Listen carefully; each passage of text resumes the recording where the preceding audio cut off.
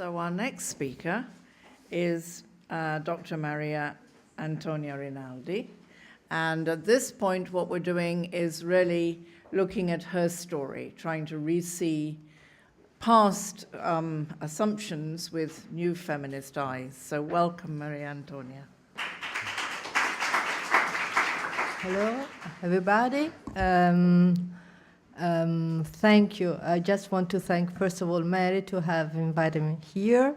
And when I told you that I would talk about the critics, the Italian art feminist critics, then starting about, I say, oh, wow, what a nightmare, because it's a long story and there are so many things to say. And then talking with people, I thought that a lot of things were given for granted.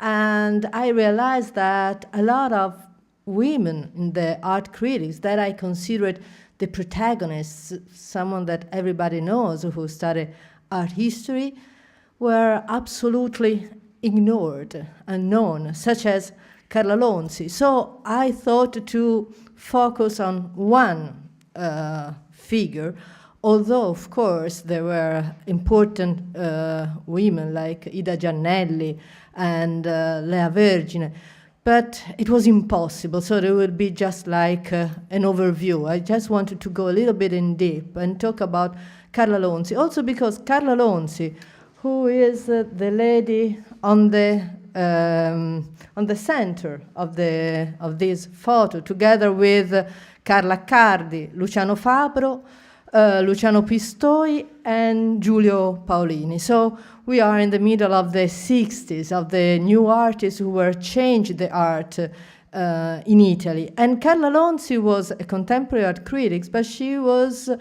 an art historian. She studied here in Florence. She studied with Roberto Longhi. So like me, like Roberta Lapucci, she had a very classical formation. Longhi was the art historian of the formalist critics, the idea of looking at the painting and to try to understand the style, and the idea of the critics as an eye, an objective eye. And Carla Accardi really started as soon as she graduated to refuse the idea of the objective eye, the idea of the critics that was keeping a distance and was such a neutral mind, perfectly formed, who was able to reveal the power of the work of art. Carla Accardi also refused a university career. And we talk. And so she decided to enter into the art movement. He decided to work with Luciano Pistoia, that is the man that you cannot see in that side, who ran a gallery, Galleria Notizia in Torino. It was a very important gallery because, for example, Mario Merz made his first exhibition there. Now, before going on, this is an exhibition that closed last week. Many of you maybe have seen the exhibition Italia, 100 works of art, of contemporary art at Forte Belvedere and all in all the town. I just want to show you the name. Mario Merz, Anselmo, Cunellis, Fabbro, Paolini, Boetti, De Dominici, Salvadori, Palladino, Bagnoli, Nunzio, Bianchi. The exhibition was also advertised as the exhibition that gave a panorama of contemporary art in Italy since the 60s. There is not a single woman. Although at that time, at least one woman would be fundamental, that was Carla Accardi. But in the meanwhile, that we have also to say that in that moment, at the Biennale of Venice, Imhoff, a German artist, was awarded with the Golden Lion for the German Pavilion, and her work that is called Faust focused on the problem of the body, the problem of the human body, and the idea of how our human body is controlled from a a social point of view, and we are very often unaware of the control of the society above our body. And what is interesting is that Hymnos quoted a very important gender studies intellectuals, Paul B. Preciado. Her name is Paul B, because B stands for Beatrice. Beatrice Preciado, who recently changed her name in Paul, and who has been a very important, and he is still a very important intellectual, who changed a little bit the feminist, so to answer to Daria, the feminist instances into much broader instances, the instances of whoever is on the other side. It doesn't matter if you are a woman, a man, and whoever is on the other side, whoever is starting to say, here something is not clear. And in this wonderful performance at the Biennale of Venice, what was interesting is that the viewer was within the performance, and the viewer, the public, was not able to look in with a distance and to try to understand what's going on. The public was part of the performance. We were looking at, but we were also seen by the others. And it was the idea of, I'm not able to understand. But what was clear was the force of the power, of an external power that was really change and transform our body, our position, our way to look at the things. We have to change physically the relationship with the work of art. And I skipped this one now. And in that moment, maybe also this one has recently closed, so now in September, there was an exhibition, the Fondazione Prada in Milano, TV 70, so television in the 70s. Francesco Vezzoli looks at the RAI. The RAI is the national broadcasting, and in the 70s was very interesting. And what is important here is that there is an entire room dedicated to Carla Cardi. Carla Cardi was the lady that with Fabro, Paolini, they were change the work of art in the 60s. She was a fundamental figure. And what is Vezzoli saw is an exhibition by an artist where an artist acted as a curator. That is another way of shifting and change the boundary who is the other. And in this room where we are talking about this with a friend, there is the freedom of an artist that in the 60s, in the mid-60s, started to do things totally different from what she had done since the beginning of the 50s. Carla Cardi was a painter, and here she started to do things with Sicofoil. We have different kind of the roles, the screen. Was the labyrinth home. But what is interesting is that, again, works by Carla Cardi, in the walls surrounded the work by Carla Cardi, there were the projection of a documentary broadcast by the national Italian television, RAI, in the 1979, that was called Processo per stupro, a trial for rape. And it was an incredible documentary. It was being awarded, and what is strange, I don't know why, the copy of this documentary now is conserved at the MoMA. Not in Italy, but that's... and was a very important thing because it was the first time that a trial for rape was broadcast to the people. And what was incredible, I remember a little bit because I was a child, but I remember my mother, my father, the adults discussing about this trial. There was the famous lawyer, Tina Lagostena Bassi, who was the defensor of an 18 lady who was raped in Latina. She was the defensor. So what does it mean? That the young lady, the young woman who has been raped, need to be defended. by the attorney, because she was the one who provoked.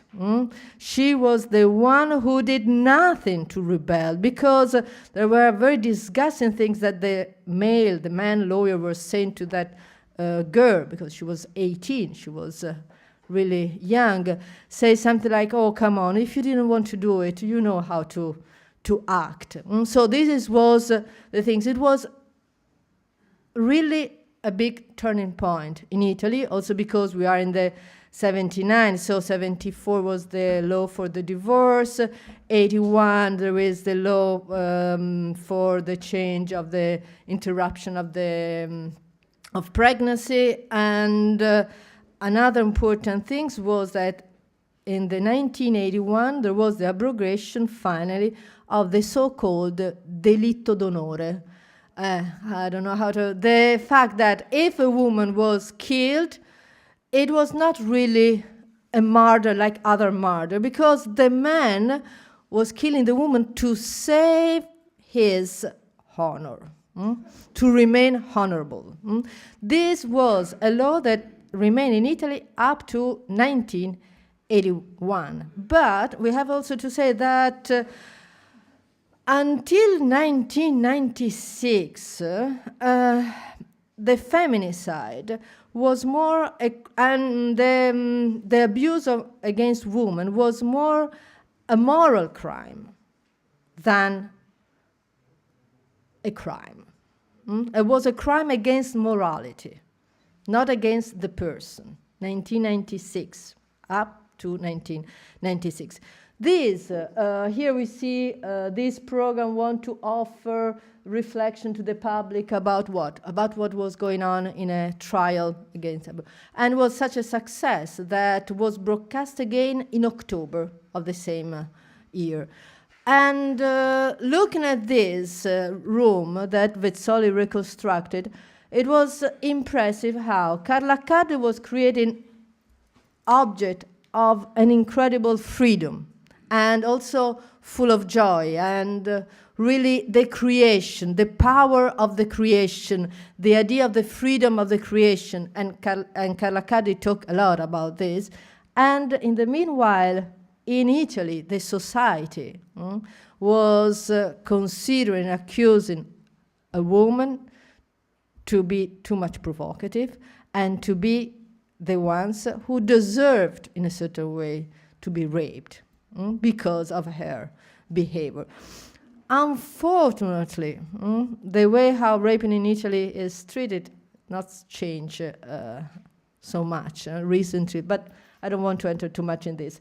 Carle Accardi, and here are other work. Here we have Carle Accardi in the middle, in the 1947, when she was part of the Forma Uno, when she was a painter. And during the 60s, she started to have the idea that she wanted to do something else. Then she came back to painting. But what Carla Cardi is, for me, important is for the freedom in which she was thinking about her work. And Carla Cardi, eccolo qua, this is one of the work that was also in the exhibition now at the Fondazione Prada. This was her tent, 1965, made of Sicofoil. There was this chemistry plastic, kind of rigid.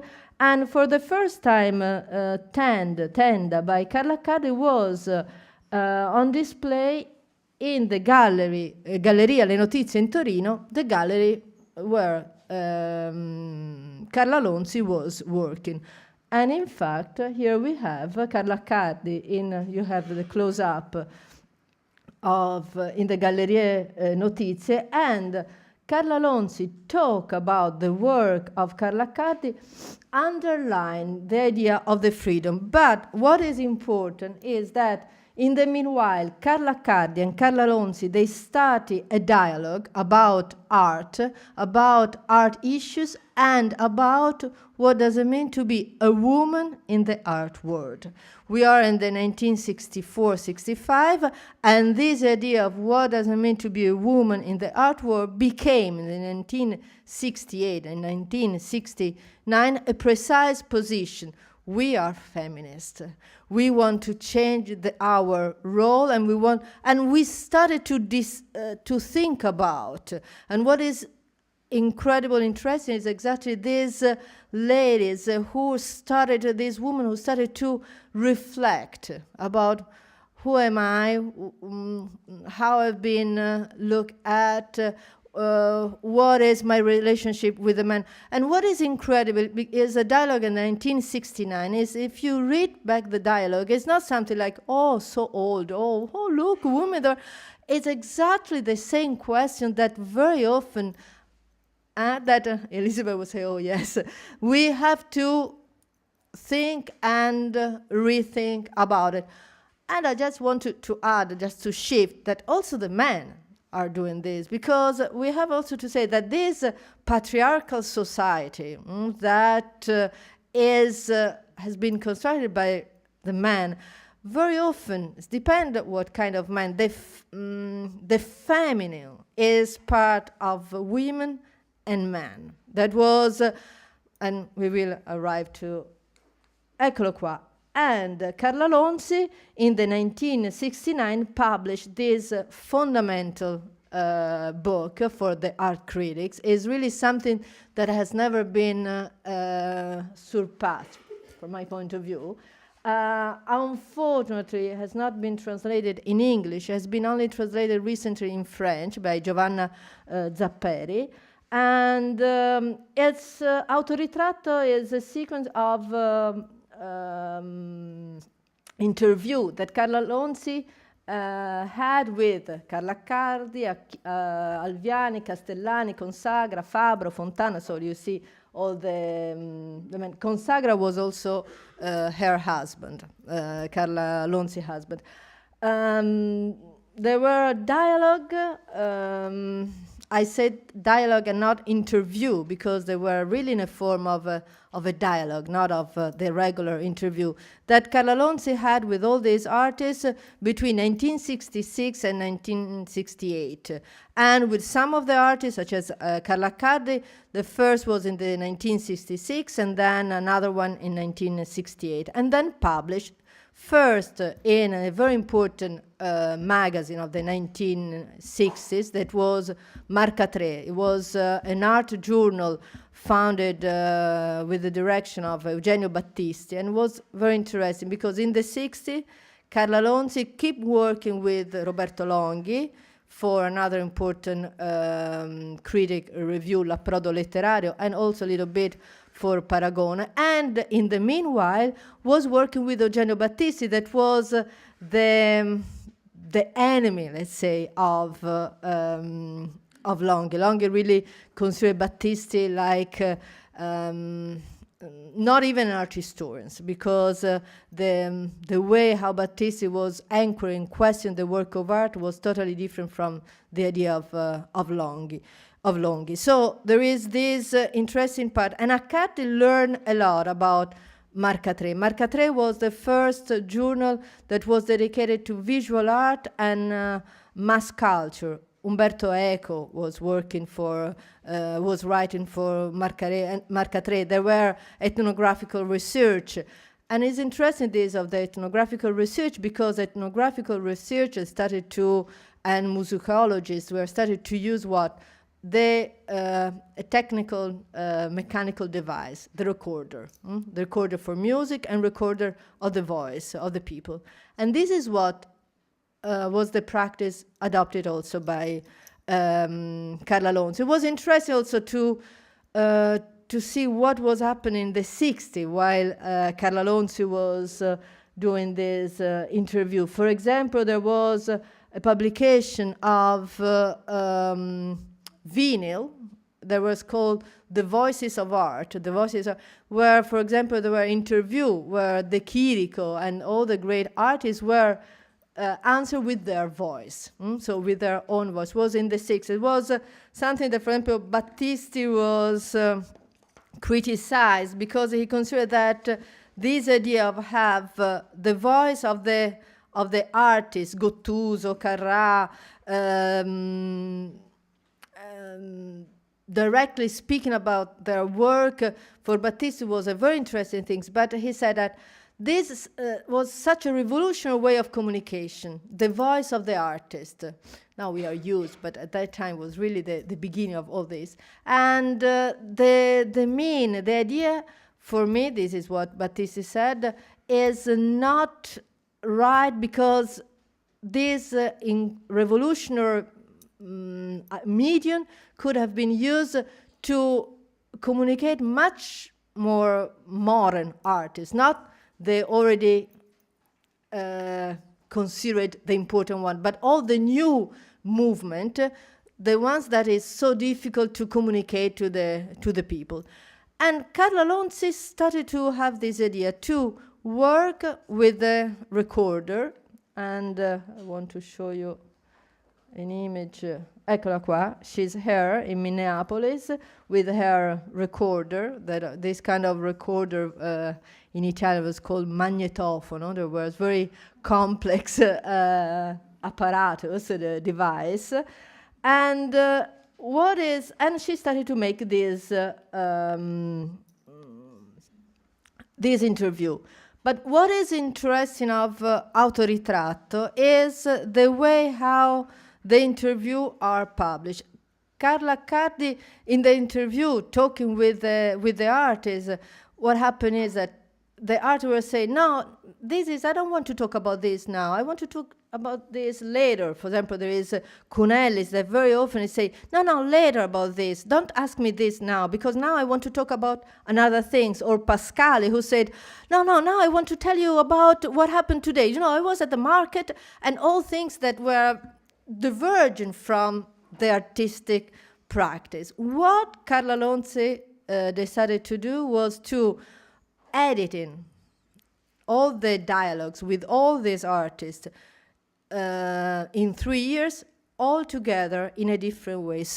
We have, first of all, a chaos, because we have artists that are talking about things that we say, but what they're talking about, where is the question? This is not an answer. But was 1969, the idea to avoid and cancel totally the linearity of the discourse. It's interesting because Carla Lonzi, 1 year later, was the founder of Feminine Revolt, Rivolta Femminista. And Feminine Revolt was a very important manifest for feminist studies. And in fact, Carla Lonzi is not famous as an art critic, but is very famous for her book, Let's Spit on Hegel. That was one of, this was really the book that was translated in all the languages.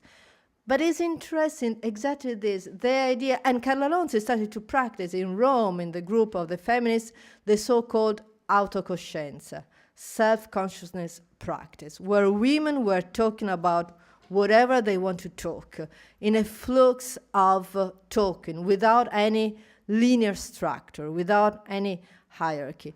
She did the same things in the 1969, talking about art, because with the dialogue with the artist, she underlined how the time of the creation is a kind of untiming time, is a time that is not adhered with the chronological passage of the time. Carla Lonzi, for example, talking about her tent, this is one of the images in the book, she said, yes, I decided to make the tent, and here is her creating and assembling all the panels with the sequofoil of the tent.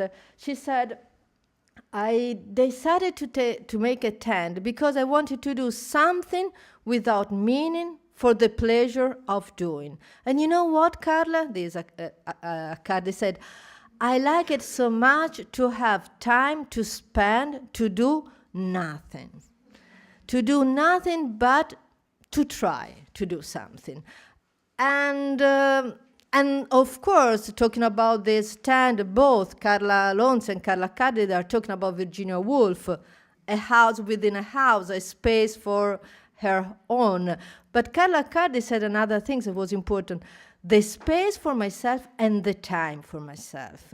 You don't know, Carla, dear, how I enjoy to have all this time to waste only for myself. And this is really an important thing. And this is something that happened in the dialogue also with the other artists, Cunellis, Pascal, who started to talk about the time, and they said, and so she decided to re-editing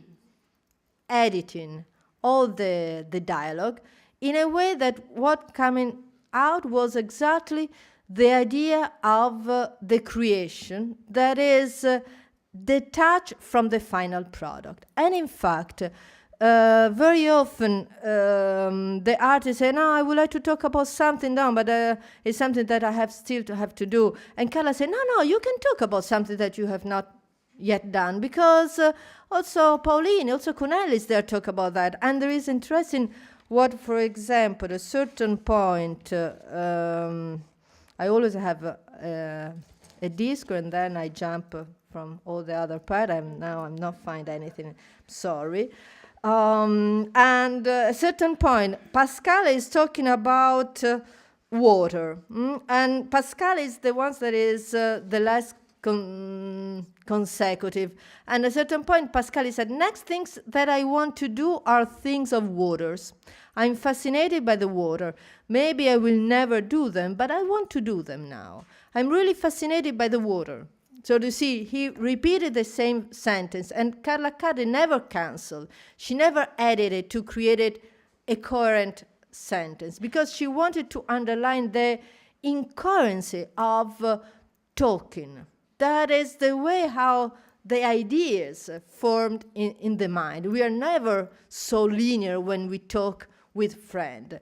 And he's going on. So I'm really fascinated by water. It becomes like a mirror. Water possesses many things, and I like to do several paddles. Let's see how far I will be able to use the water, and how water will use me. Because if water, and she said, and Pascal said, if she will use me, it's the end. Now, this is the dialogue with Pascal was in the 1966, and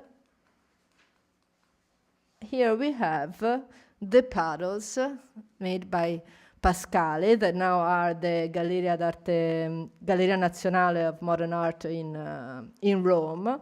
32 meters square meter of sea, circa 30 bays in zinc coated aluminum and colored water. So Pascal with Karla Cardi was talking about that. And again, Karla Accardi is not interested in explain us what is the work of art. She's not the author, the critics who say, look, you have to look at this and this. This is important because this is it. No, what she wanted to do is, I have this opportunity to be a friend with these artists. I will talk with them, and I will let you see what the artists think about their art. And it's very interesting, for example, the intention of the artist and the fear of the artist. The fear of the artist of using an element like water, and so a powerful element. And in fact, Pascal said, let's see how far I will be able to use water and how water will use me. Because if water will use me, so if water prevailed on my idea, this is the end.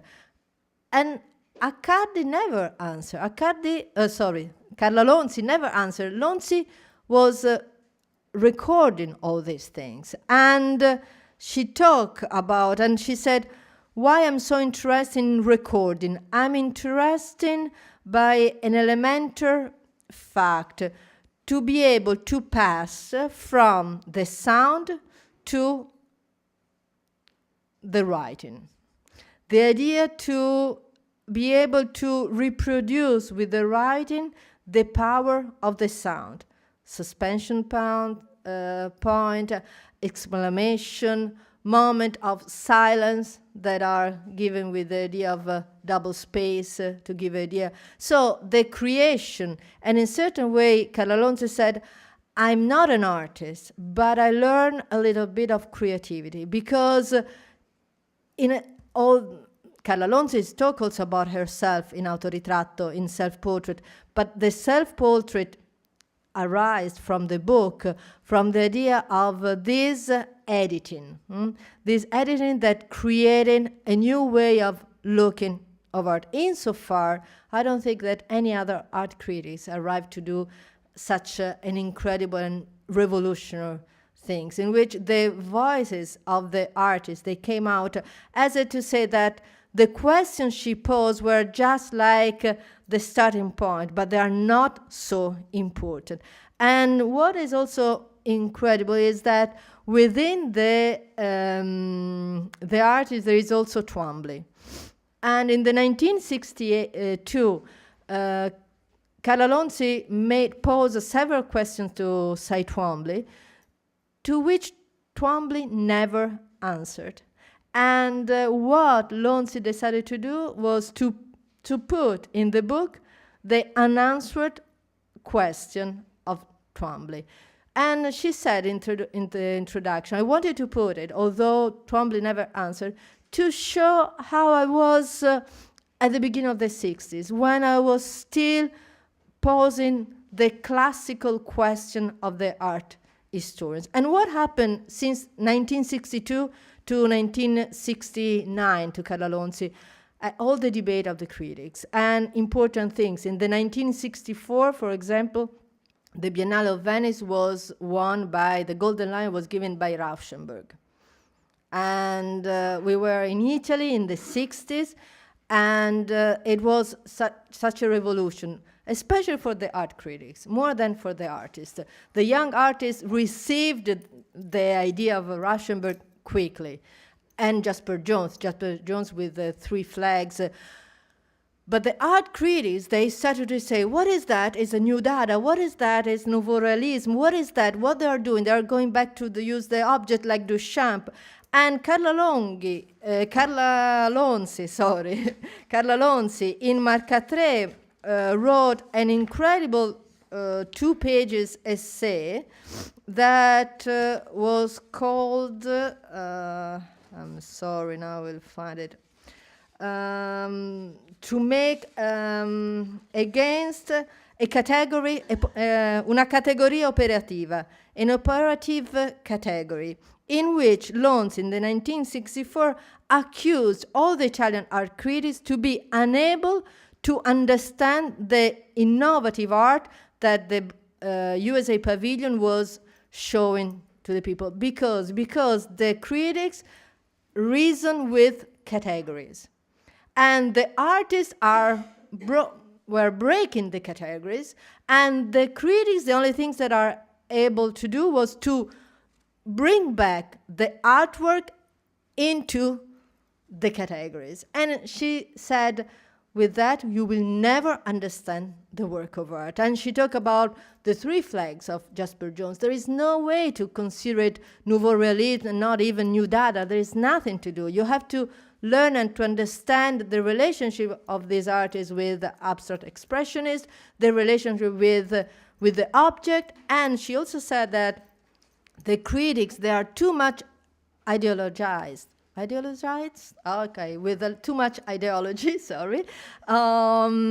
They tend to consider this work of art as or an accuse and a critics to the society, civilization of technology, or a way to support. And Carla Lonzi said, no, they're going to another direction. There is no ideology in this work of art. And she started to consider it in this essay, the problem of the critics that want to judge and to give the idea that through the critics, the artwork acquired importance. And this is started to be the connection. 1963, for example, she wrote another essay, very short, La solitudine del critico, the solitude of critics. And it was connected with a dialogue with Consagra, who said, and was against Giulio Carlo Argan. Giulio Carlo Argan was writing about the function of critics. She was considered that the critics should have a function in order to lead the artist to create a better art. The artists, of course, rebelled because we don't need critics to create art. We don't need the critics who is going to tell us in which direction, what direction our art should go. And Lonzi said, the loneliness of the critics alone and is not living and understanding what the artists were doing. In fact, in the autoritratto, Consagra said, well, think about Giulio Carlo. This is Consagra in his studio in Via evicted from the studio in Via Margutta. Consagra said, think about Giulio Argan and all those critics. They always remain on the thresholds. They never enter in our studio. They write the critics, but they don't know what we are doing. They look at the final production, they look at the object, but they never talk with us. They never think about the reason why we did the things. They always tend to recreate it category that is also part of the patriarchal society. And this is, as I told you, the work of art. What is interesting in autoritratto, and this is the part that I think that I really would like to study in deep, is the use of the images. The images in autoritratto are very rarely images of the work of art itself. For example, here we have Consagra with his sculpture, but you see, the image is a picture of Consagra evicted from his studio in Via Margutta. And in the pages where the images is Consagra never talk about the fact that was evicted by his studio. It's not an image that want to illustrate the biography of the artist. Oh, poor artist was evicted. Not at all. But it's interesting because this is the artist seated outside, is reading the newspapers.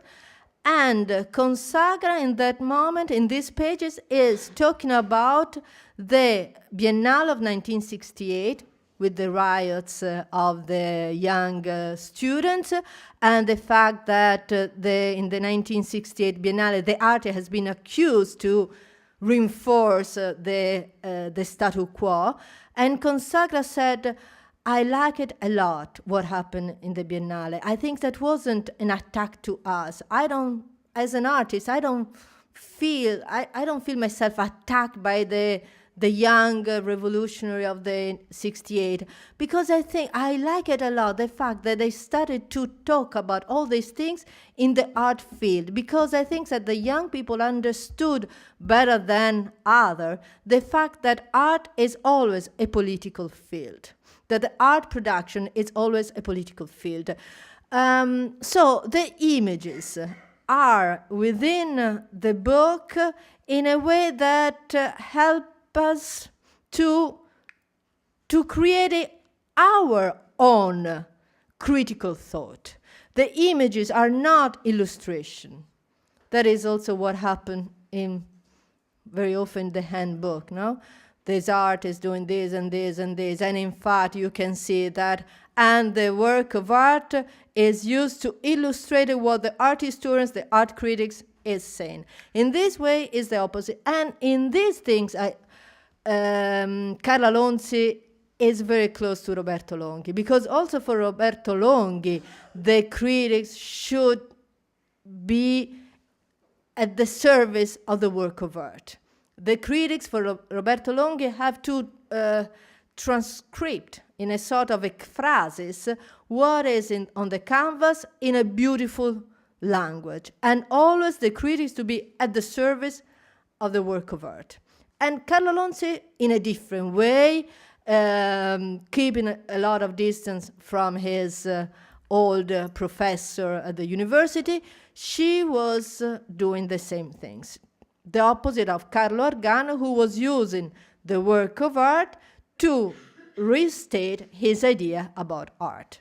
And so the works of art became a maid of the art critics and not the opposite.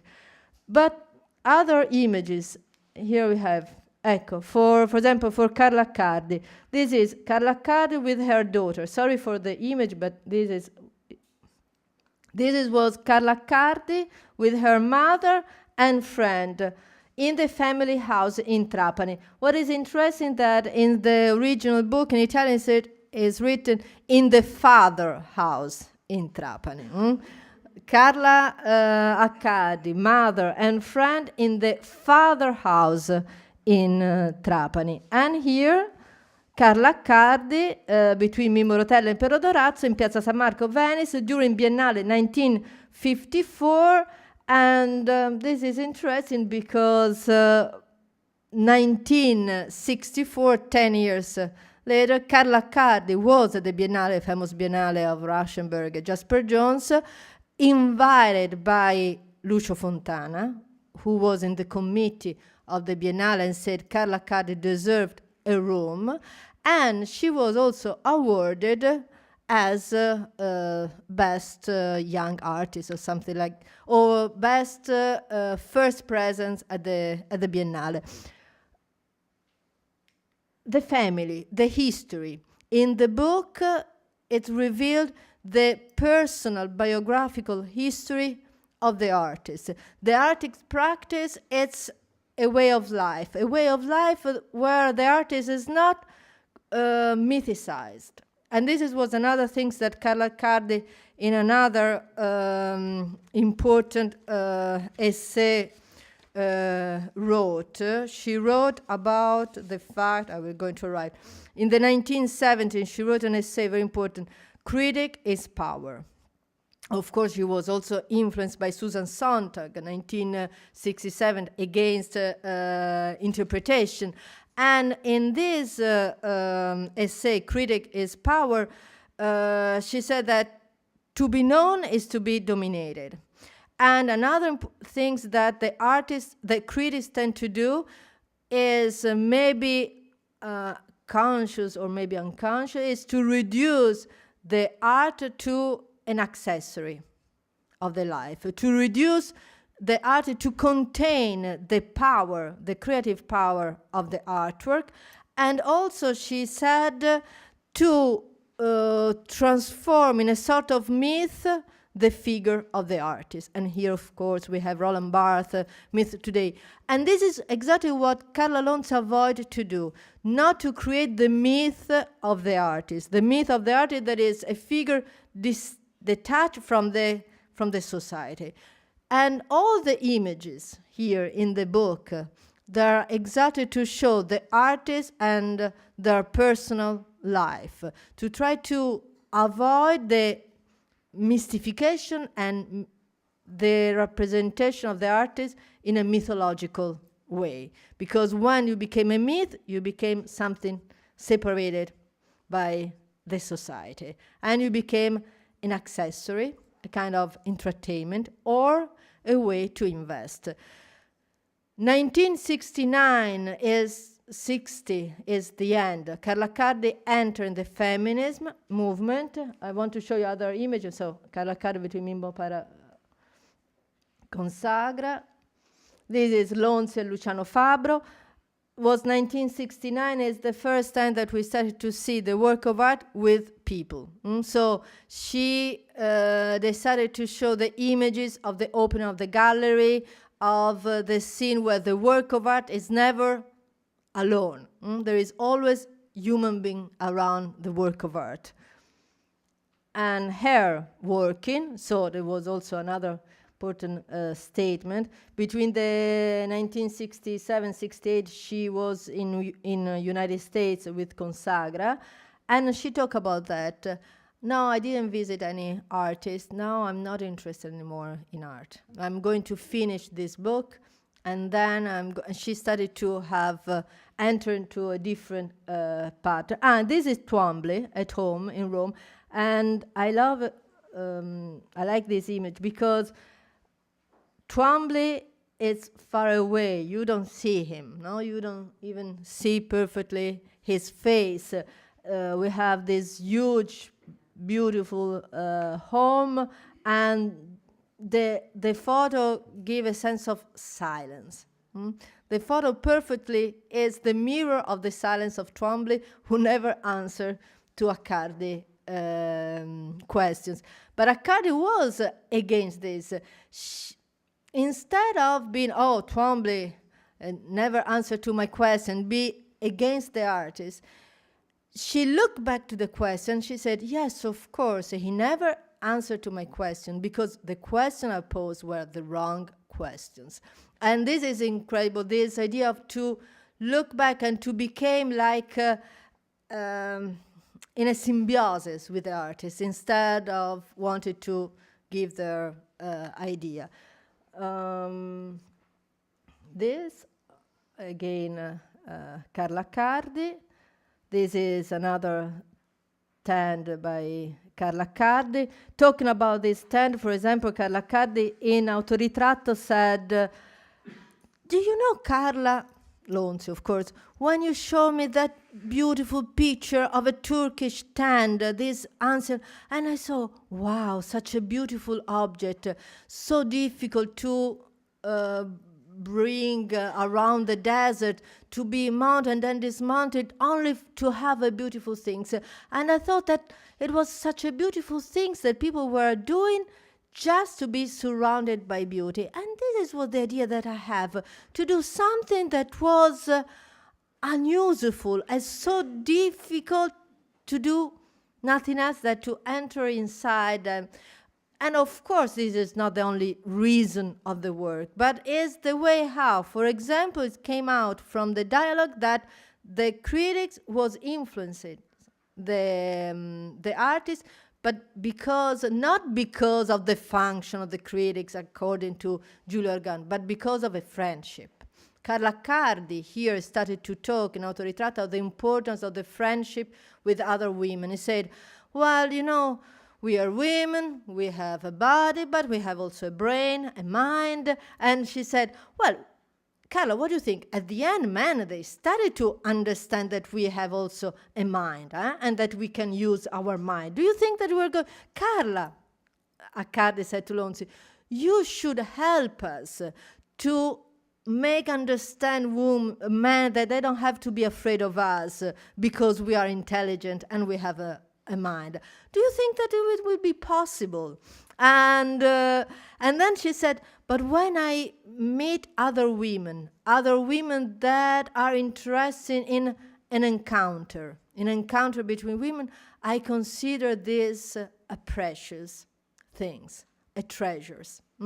And in that moment, in the dialogue, Lonzi said, I would like to give you a kiss. That was, so there is the raise of two women of the idea that they are now interested in what does it mean to be a woman in the 1960s society.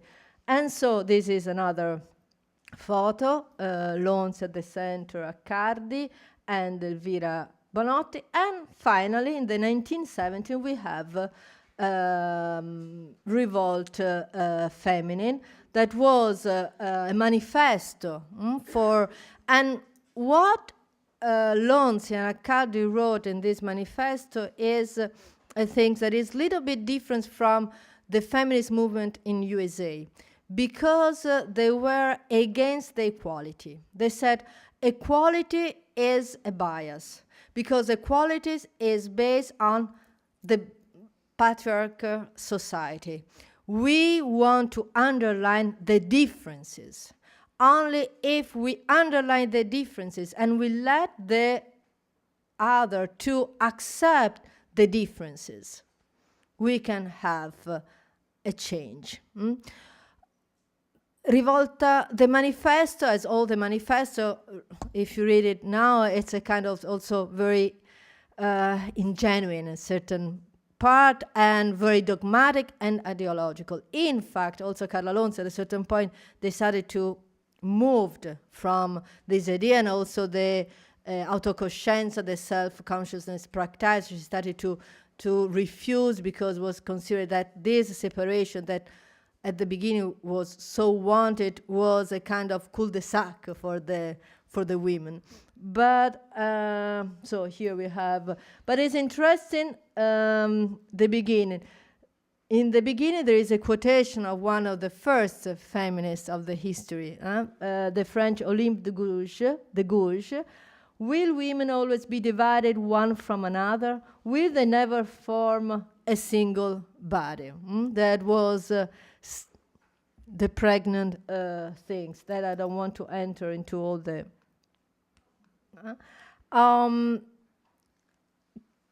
Karla Accardi in the early 70s decided to separate it from Carla Lonzi. Their friendship was dramatically arrived to an end, because Carla Lonzi at a certain point understood that also the artistic practice was still intertwined with the patriarchal society, and she wanted her friend to stop doing art.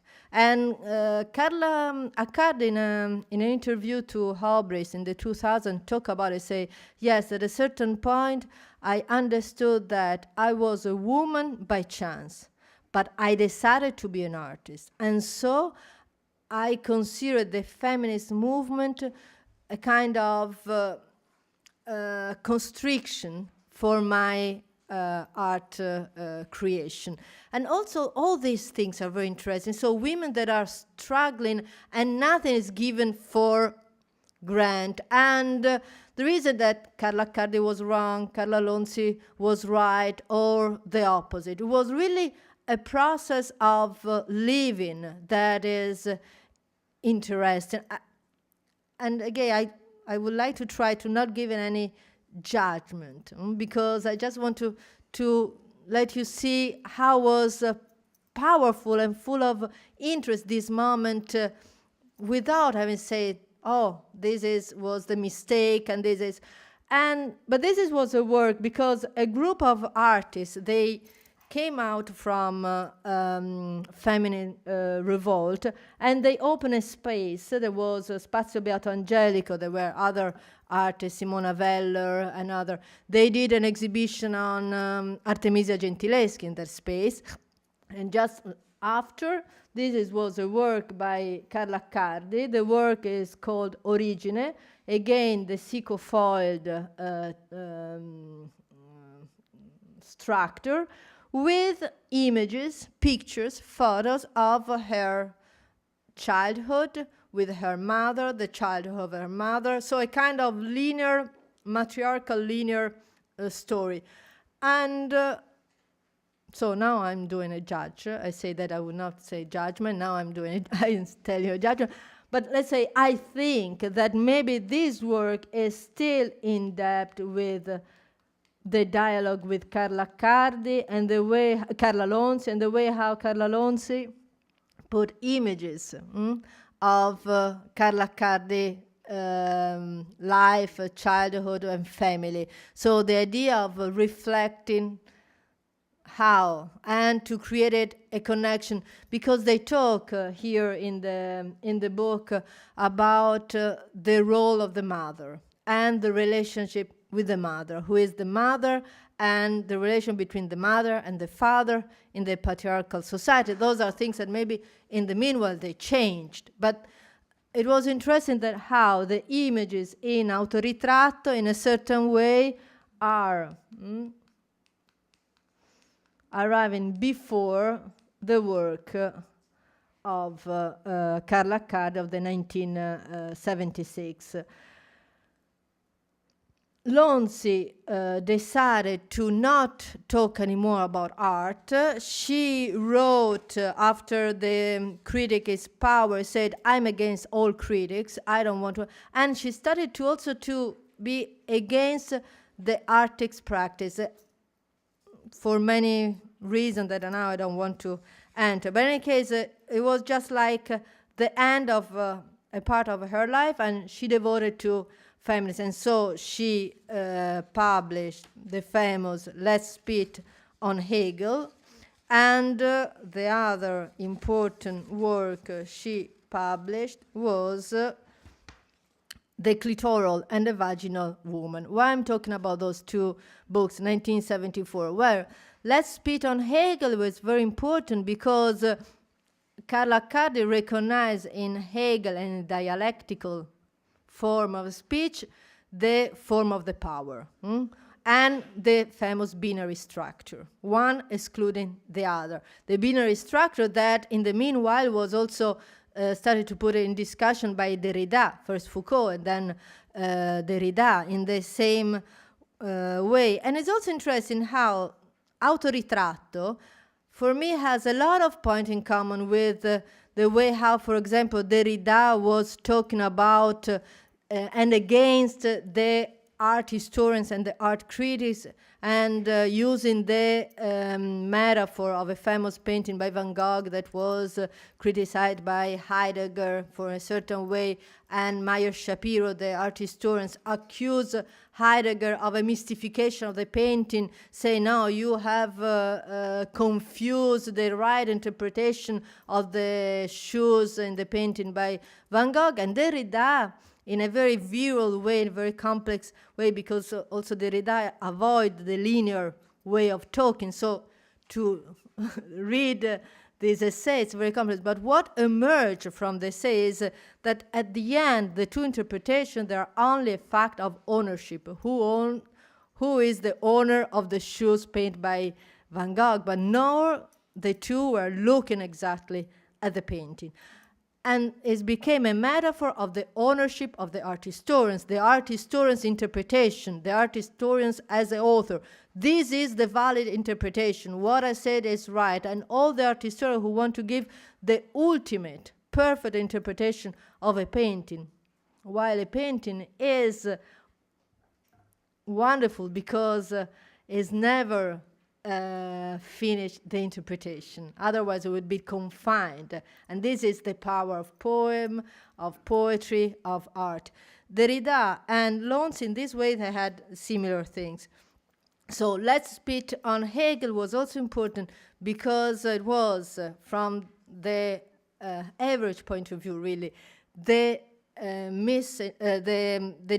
put in discussion the structure, the Hegel dialectical structure. But I want to talk about that because, of course, in the 70s, eccolo qua, Suzanne Santoro, Feminine Revolt, she added this little book.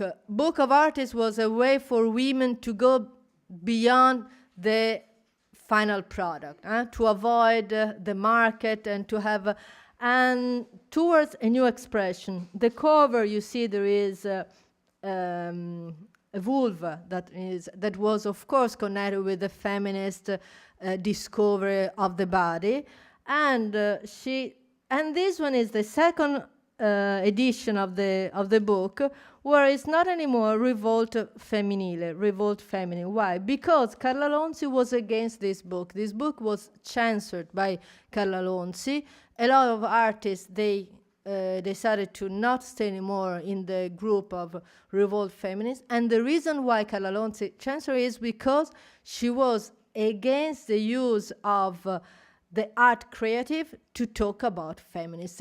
She started to have the idea that any art creation was a way to go back to the original gesture and so to enter back into the patriarchal society. What's interesting of this book is this book entered into a lot of censorship. It was strongly criticized, for example, by Griselda Pollock and Rosiska Park in the 1981, because they said that, well, at the end, Suzanne Santoro, they went back to the same point of view, that a woman is a woman because of her sex. And this could be, again, another cul-de-sac. But it was also censored by the Arts Council, the Great Britain Art Council. Was the other one. This little book, because, and couldn't participate to an important exhibition of artist book, because the scabrosity of the representation of the women sex. And Rosika Parker said, yes, of course, because for the first time, the sex of the woman is not represented as a fetish. Is not well polished, as in all the marble sculpture, is as it is. And this is something that offended, and was offended also the woman. So it was really a very peculiar part. And it was in the Vezzoli exhibition, The Mount of Venus and Beyond. Was refused in all the exhibition, also feminist exhibition, because was considered too ambiguous. So if the woman is reduced only to her sex, but this was also connected with the idea, the book that was published in the 1974, The Clitoral and the Vaginal Woman, and the discovery of the body of the woman in that period, in all the self-consciousness practice. Okay.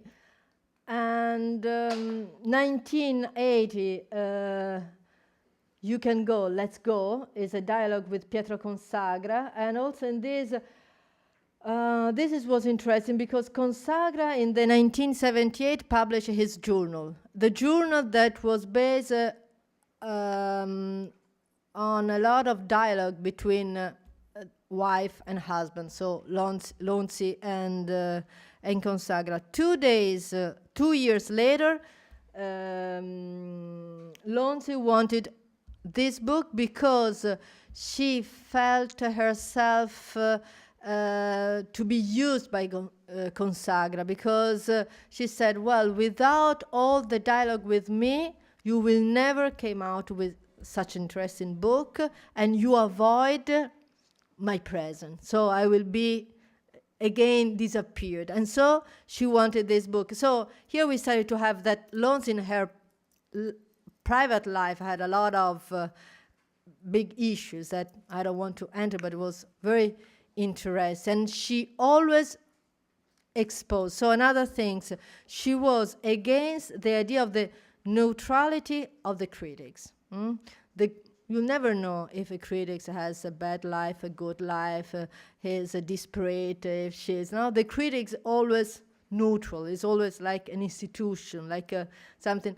There was only an art historian who always talk about his difficulty of a human being. That was Aby Warburg. That was really the man. And Carla Lonzi in that way is, and also the use of the images remind me a little bit the use of the images in Aby Warburg. But in any case. And in this book, again, the image she used for the cover.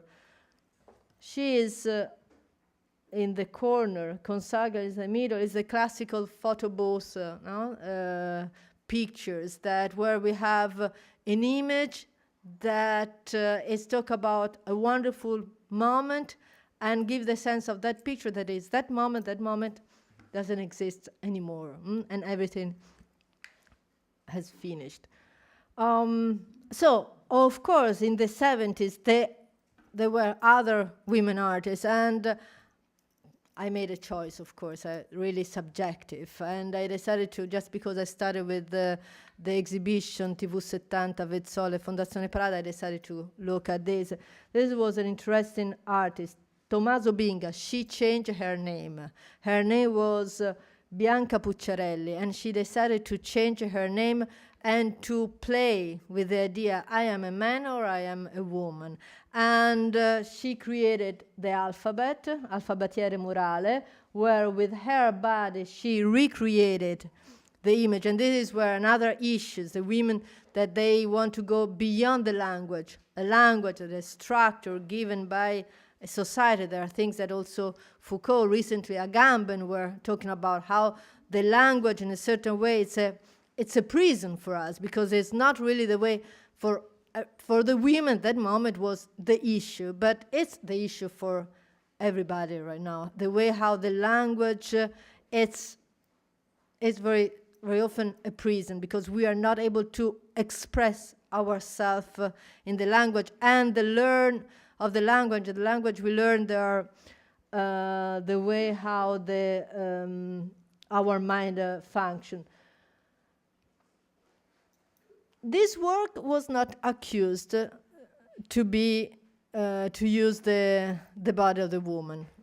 If Suzanne Santoro was entering to the censorship, this work where there is also the body of the woman, a naked woman that could be also, was never taken in consideration for the censorship. But what was interesting about Tommaso Binga was that in the 1977 spring, she made a marriage ceremony, a wedding between Bianca Menna and Tommaso Binga. It was a fake wedding, was a performance where the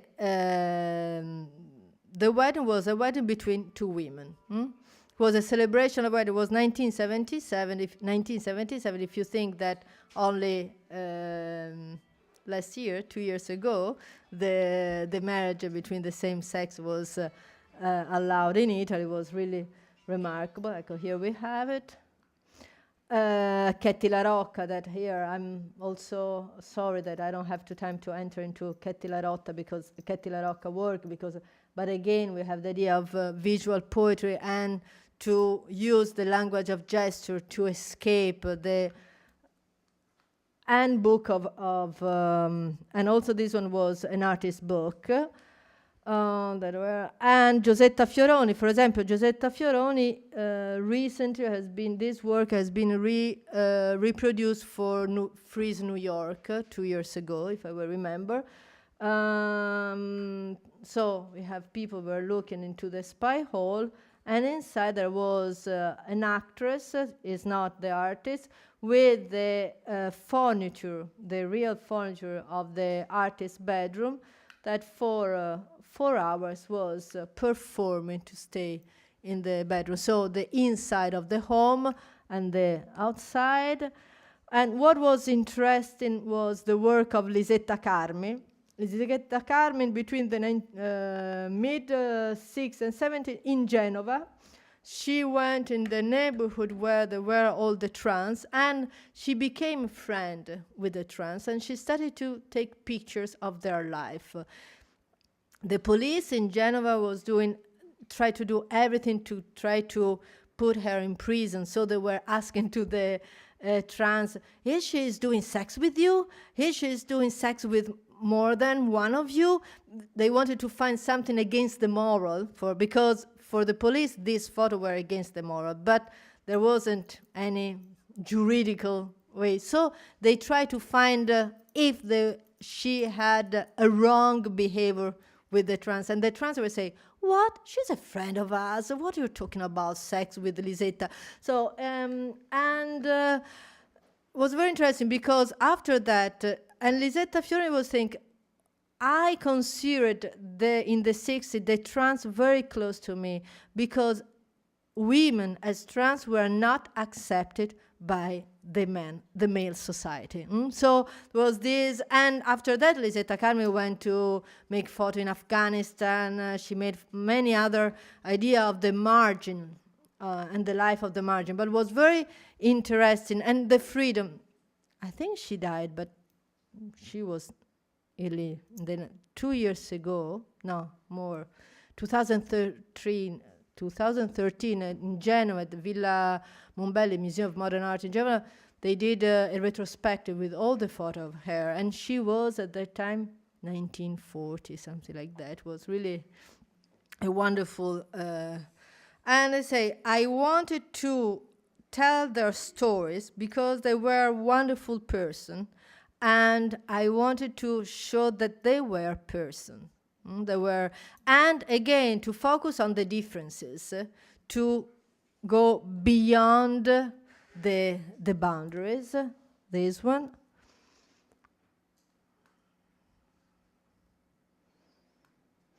And this one, and with that I finish, is Pistoletto, 1964, Tre ragazze alla balconata, 3 girls at the balcony. The women in the middle is Carla Lonzi. So again, the friendship with the artist. And I don't have really a conclusion, because I think that all this story of feminist art and the contribution of women is not concluded. It's just like things that we have to go back to look at, because I think that when I go back to read this summer autoritratto that I read when I was at university, and maybe I was too young, I didn't understand it so well, I was absolutely astonished that from the modernity of the things that were said, and say like, okay, they are a friend of mine, they are like me, and it was before the manifesto, before the idea that I have to be like that. Here was really a moment of started to think, and this is maybe is the practice that we have to go on, to always start to think again, and not giving for granted, okay, it's like that, women are that, men are that, now we have this, and what I think is that, because it's not always like men are bad, women are good. And then on Friday, talking with Elizabeth about Judith Chicago, we say that at a certain point Judith Chicago was facing the fact that her work of art was talking about Western white women and not black. So there are always boundaries that have to be go through. So it's not only that, but maybe there is things that Carla Cardi, Carla Lonzi, they were trying to understand, that the way to go beyond the system, the market system, the curatorial system, the system of the gallery, that is to find a new way of a relationship. And for example, in Florence, there was another great woman who, I don't think she defined herself feminist, but doesn't matter. It's not the problem if you define yourself feminist or not. Is the way how you work and the way how you think about life. Maria Gloria Bicocchi. Last year in Florence at Palazzo there was the exhibition of Bill Viola, and I think that the most interesting part of the exhibition was in the dungeon, in the Strozzina, where there was all the story of art tape. Art tape was a workshop wanted by Maria Gloria Bicocchi, Conti Bicocchi. She was the daughter of Primo Conti.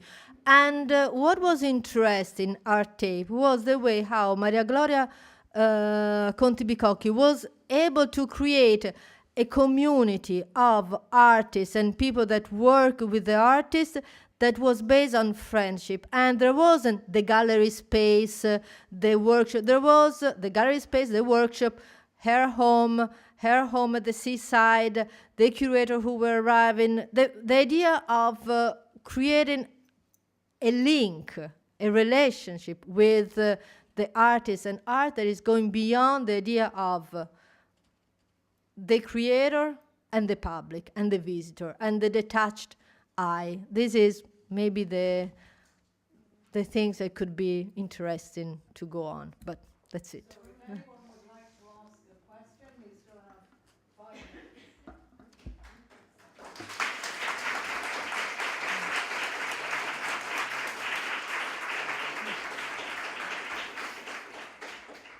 Thank you very much. Do you have the thing? Thank you.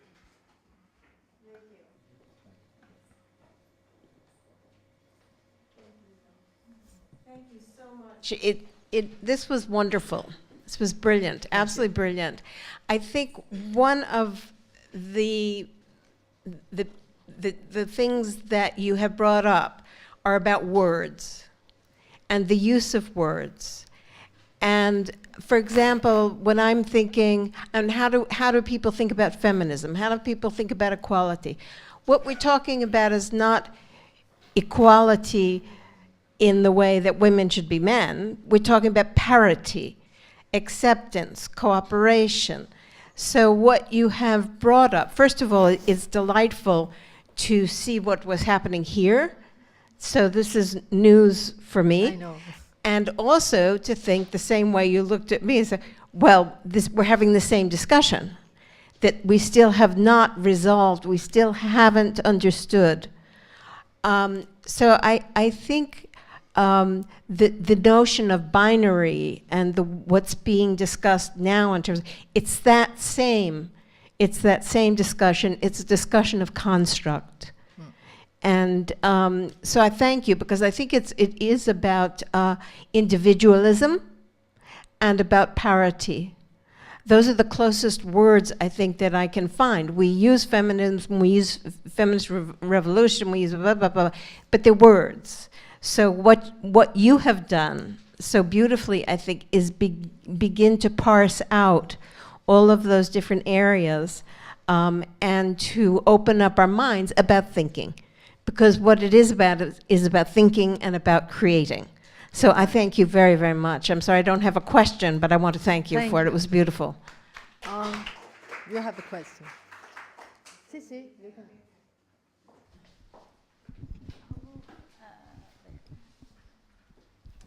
Thank you very much as well. I really enjoyed it. Mine is less a question and more just something I'd love to hear your response to. But it's interesting to hear you talk about these different ways of categorizing, or let's say historicizing, the various different strains of feminist practice, whether it be within the visual arts or not.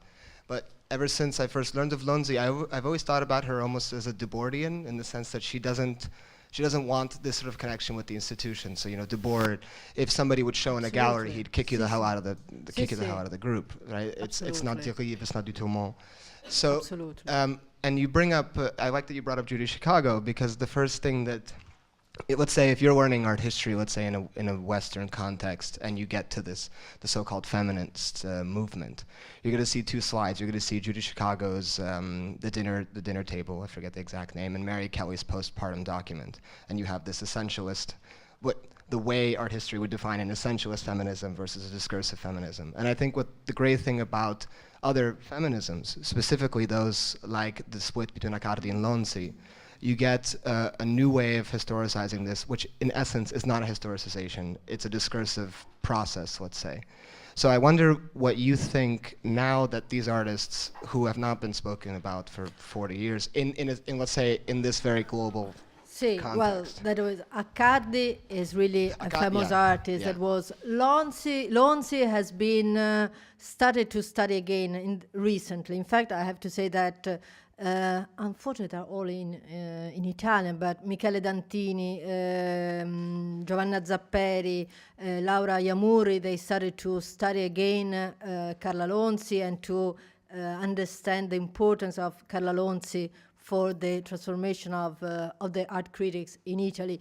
I forgot to tell you, for example, that in the 1982, Celant did an exhibition at the Centre Pompidou, and Celant, who was a friend of Lonzi, asked Lonzi to write a little essay about the art criticism, and Lonzi wrote an essay text untitled.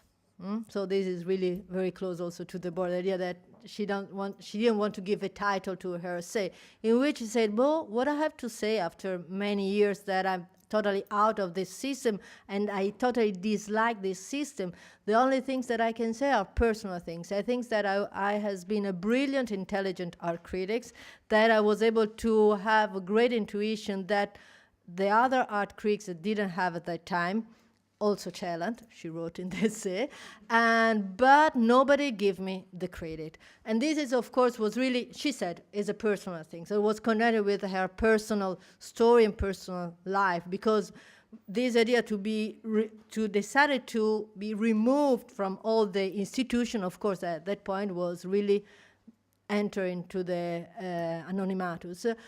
Also because in the 60s, Lonzi had a great faith in the market. And in fact, she started not to work for the University of Florence, but she decided to work for a gallery in Torino. And then, at the end of the 60s, she understood that the market would have been another system for the art and contemporary art to imprison the creativity. And I want to ask you to answer to you, although you didn't pose a question, Elizabeth, because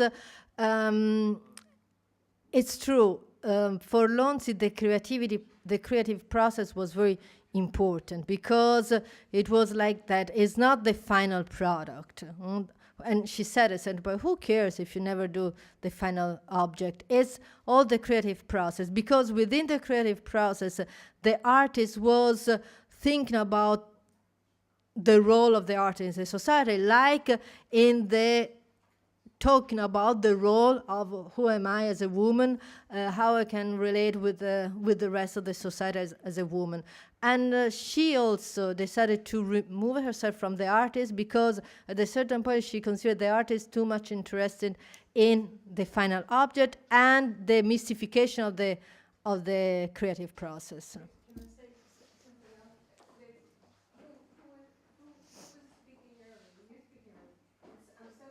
Brought up about essentialism, because this is, and this also gets tied into what you've just said. Linda Nochlin was very opposed to the dinner party for a long time because she called it essentialist art. And I think, for me, the new life for me of the dinner party and what it's really about is inclusive of the audience. And that's why I was saying earlier that the space around which the dinner party exists creates the opportunity for the viewer to become part of the work of art. And that's why I was saying earlier I consider myself a performance artist, because I think what it has done effectively is, and that's what the whole center is about, it's a multidimensional thing, but that a person walks into a place and becomes a part of that work. And so the creativity, as much as we agree that it's not about the end result, it's about the process. I mean, you know, we can all say that both as artists and in life. You say it's about the journey, right? It's not about where you end up. But part of what is alive about a work of art is the way in which any viewer responds to it. And so whether or not it's a sculptural work or whether or not it's a visual work, I think the participation, and of course all of this is open for critique and discussion, but that's what's so exciting about all of it. So I think that relationship to art means that the creativity of the artwork is never finished because the viewer becomes part of it. I think there's one last question back there, okay? Do you mind passing it back? Okay, first I want to thank Maria Antonia because this was very, very beautiful, really very beautiful. And I don't really have a question, but I want to say something because I've been interested in Carla Lonzi as a writer. You know, I know her as an art historian, obviously, but I've been changing my way of writing, my curatorial way of writing, into a very, very autobiographical approach. So I think this is, I mean, the language that she criticized as, you know, a patriarchal imposition was what she was really able to revolutionize from the very deep, you know, chaotic, magmatic way of dealing with art, with the process. And I've been reading since like a year her journals, which are absolutely wonderful because I write journals, I write in a different way, and I'm having kind of trouble in how do I address, to who I address these things that I'm writing, because they're not the critical writing anymore, not the subjective writing on, because I discovered that whenever I write about an artist, I write about myself. You know, there's always so much of me that, you know, mirrors in the practice. So this rediscovery of Carla Lonzi, which is finally, you know, getting, you know, out of the Italian little, you know, knowledge of our contemporary criticism and getting broad into a more international audience is really wonderful. And I think every one of us that can help this, you know, in saying that one of the main things that the women thinking has done is change the language of saying things. And that's the way we can do it, you know, changing the point of view, changing the language, opening to another point of view. This has been said many times, but when you do it with your language, whatever language, not just the written one, obviously, it makes a difference, no? So it's really something that it should be studied more, a way of writing things, a way of saying things, a way of, using the image, this autobiographical narration, which doesn't show the object, but shows the way you relate and the way your relations are in the space with the people and with the object. This is very, very central. And it's a whole history from performance art up to whatever activism is now. So this is, thank you. See, although I have just the things that Carla Alonso, when she talk in her journal, she talk about her biographical things. But when she talk about art, she always did a step back. And in that things there is really Roberto Longo thinks the art critics have to talk about the work of art. And just to act like an artist, she let the artist to speak. That was the idea. But that's the empathy, and then the way she, she does the montage of the whole editing part. That's her, and how you construct. Okay. I think that we are. Sorry.